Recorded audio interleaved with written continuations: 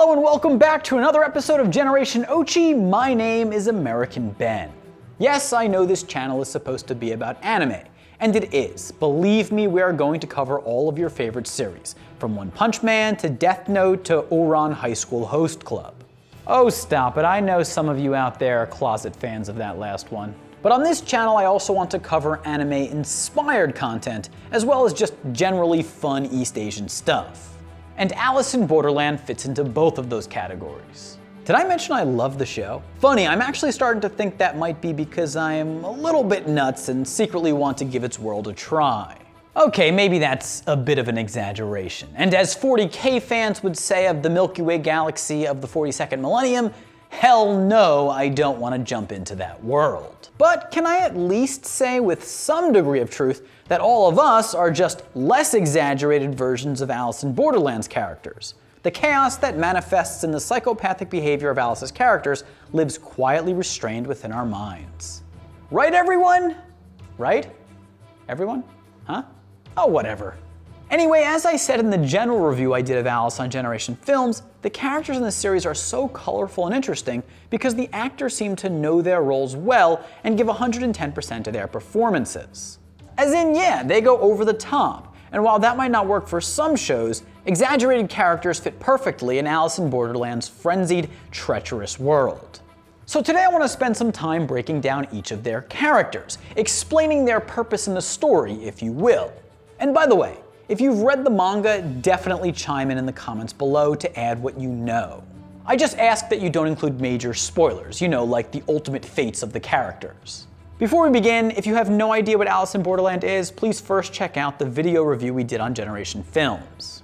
Anyway, let's begin with the show's three central characters who were introduced in episode 1. Gamer Arisu, IT technician Chota, and bartender Karube. The first thing that you'll notice about all three of these guys is that they're not exactly thriving. They're definitely not overachievers. They're eking out a living in Tokyo, and Karube and Arisu especially are just kind of disaffected. Meh about everything. This is what Alice in Borderland is partly about, the despair that people contend with in everyday life. The media and corporations paint a pretty picture of what life is, or is supposed to feel like. But the truth, especially in giant, highly developed rich metropolises, is that people are under pressure to accomplish big things, to compete at a high level in the market, and to make a whole lot of money. And such lofty standards have wrought ubiquitous stress and depression that is hidden away behind the scenes and only really surfaces in the silence of one's room or apartment. Or if you're in Tokyo, box. These three characters and the rest of the characters in Alice in Borderland are not supposed to represent outcasts, or that small minority of people who are irregularly disturbed. No, the point is that the mass of people deal with all sorts of issues and look for escapes in order to cope with existential dread. And so we get the mysterious world of Alice in Borderland, where though dark and violent, people can free themselves of the rules of the real world. There are still rules, but the rules are different, and actually are less constraining on certain behaviors and personality types. So there's a good reason that Alice's characters are exaggerated. In this weird world they found themselves in, they can be. Funny enough, in the so-called real world, Arisu is a soft-spoken, nerdy gamer. But in the parallel Tokyo, where everyone lets loose, his reserved disposition pushes him into the role of the straight man, the somewhat two-dimensional hero whose game-oriented mind makes him especially suited to survive. Karube is the tough guy, and no, I don't mean in terms of his physical presence. What I mean is that he seems to repress all emotion. I get the feeling that he's developed this hardened exterior in order to be able to deal with the crappy people he works and lives around. Though I'm somewhat speculating here given my personal lack of backstory. There's really no one who seems more nihilistic than him. Yeah, he had something going with that girl from the bar, but I'm not sure it was ever going to be that big of a deal if he never saw her again. This is just the reality of life sometimes. It's one thing on top of another. First, you're working the grind night after night, and then all of a sudden you're forced to compete in a series of death games. Whatever. Karube will accept and deal with it.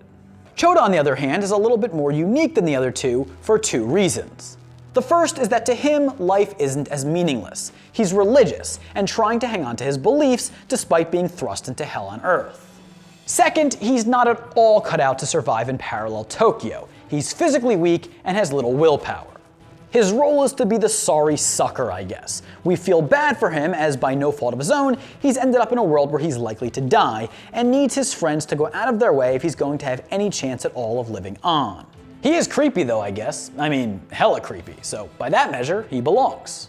In Chota, we get a look into how people use religion to cope with a bleak reality. As I said, he's weak, he's emotionally fragile, and no higher force protected him from being entered into these death games. But his faith, even as he can't hold back tears, is what seems to keep him from going completely mad and wearing someone's skin. There seems to be some subtle suggestions that he had an abusive childhood, which has led him to deal with certain mental issues as an adult. Chota has tried to do everything right, to be pious, to have faith, but he's still cursed. He's still prey in this animalistic world, and I'm not just talking about parallel Tokyo either. The next character I want to talk about is Usagi, the mountain climber. Usagi is to me the trickiest character to discuss, because she actually doesn't seem like she should have ended up in parallel Tokyo. She comes off as rather normal or socially well adjusted, whatever that means. But I guess she's still coping with the loss of her father, whom she loved very much. And so perhaps her pain is what attracted the arbiters of the death games to her. When we first see her, we're almost made to believe that she's going to be this super warrior woman who dominates the games. And I mean, come on, you don't look over a cityscape like that unless you're a complete juggernaut getting ready to murk. Do not overlook a cityscape from a mountain unless you're getting ready to murk. That is a standard rule. However, as it turns out, while she's got some serious climbing skills, she's pretty human, and instead to me more fills the role of unspoiled flower among a garden of rot. She's good-natured and somewhat innocent, and the evil characters around her attempt to pervert her in a variety of ways. And some of her more intense scenes seem to be intended to elicit a feeling of uncomfortability from the viewer in seeing the innocent profaned. Then we have the duo of Chishiya and Kuina.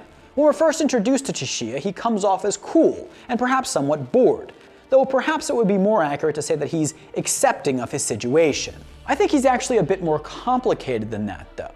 To me, he's the Machiavellian schemer.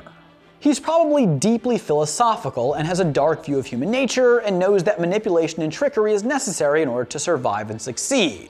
Not saying that's what I think, but standard Hobbesian thought. Kuina, on the other hand, seems like Harley Quinn light when we first meet her, somewhat bubbly and mostly unfazed by the death games. As it turns out, her identity goes far deeper. As a youth, she was bullied by her own father both physically via martial arts and emotionally for being transgender. Though I'm sure she'd love to escape parallel Tokyo, there's something cathartic about this world for her because in it, free of societal norms and all the people who know her, she can truly leave her past behind and fully be accepted as the woman she's become. This is where I have to bring the last boss into the conversation, the katana-wielding psychopathic incel samurai character. I actually think that he is more aptly compared with Kuina than Chishiya, her partner in crime, is. Now you might be saying to yourself right now, whoa, Ben, comparing a murderous psychopath to a transgender woman? I'm not sure you want to go down that path. But the reason I'm pairing these two here is because both characters similarly thrive in parallel Tokyo because they're now free of their conservative cultures, which would ostracize them for being themselves. The difference, of course, is that Kuina is a transgender woman in a society that hasn't quite acclimated to the idea of transgenderism, and the last boss is a disturbed serial killer. Well, I suppose there's no other kind of serial killer, right? So he's just a serial killer in a world that doesn't allow him to be himself either. In the latter case, of course, we'd hope that his personality quirks always remain frowned upon by the general public. But the point is, this is what parallel Tokyo is about: breaking free from the constraints of societal norms and living out one's taboo identity. There's obviously also social commentary inserted into the story here, as for simply being transgender, Kuina has been outcasted from her family and community in the same way a criminal might be. Of course, the last boss also has traits in common with Naragi, the bloodthirsty madman who serves as a high-ranking member of Hatter and later a Goonies crew at the beach.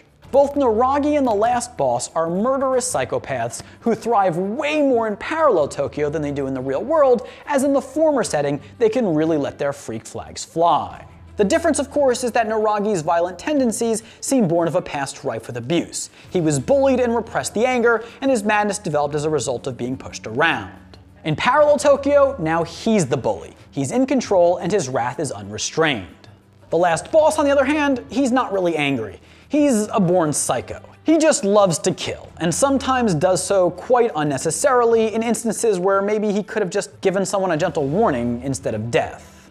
I suppose here we should discuss the founders of the beach, the utopian oasis where transplants to parallel Tokyo are provided haven in exchange for helping to obtain all of the cards from the death games. I talk, of course, of Hatter and Agumi, two men whose friendship extends back before their entry into parallel Tokyo. Hatter is kind of a weird character, because even though he has power in this new world, I don't really feel like he's necessarily being more true to himself than he was in real Tokyo. I think he's just kind of a moldable opportunist. He's the kind of person who can go one way or another given the right influence. In the mundane real world, he's boring and runs a hat shop. In the chaos of parallel Tokyo, he becomes a megalomaniac cult leader. He's definitely not given to having high moral standards or caring deeply about anything really.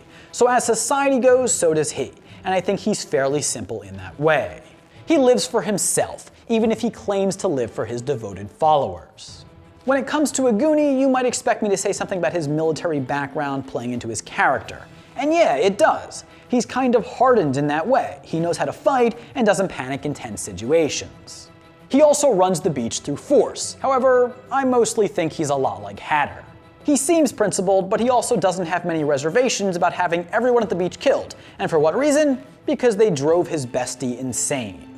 That doesn't sound like justifiable homicide to me. So yes, I think Aguni is a product of his environment, and given a violent one, he will acclimate accordingly.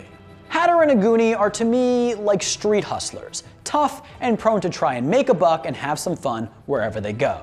The last characters I want to quickly touch on are Asahi and Momoka.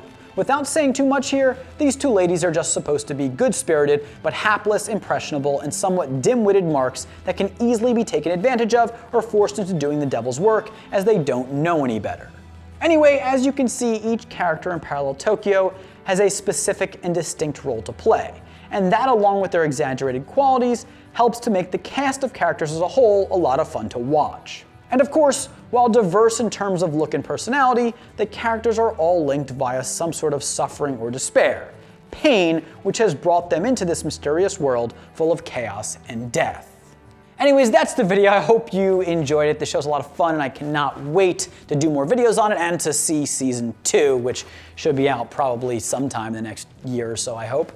If you enjoyed the video, please do give it a big thumbs up, comment down below. Let me know what you think about the series. Definitely contradict me if I got anything wrong or you think I got anything wrong. Let me know who your favorite character is. Remember to subscribe to this channel. We're building fast, but we can use every single subscriber we can get. Hit that notification bell so you don't miss a thing. For now, my name is American Ben, Generation Ochi. Peace.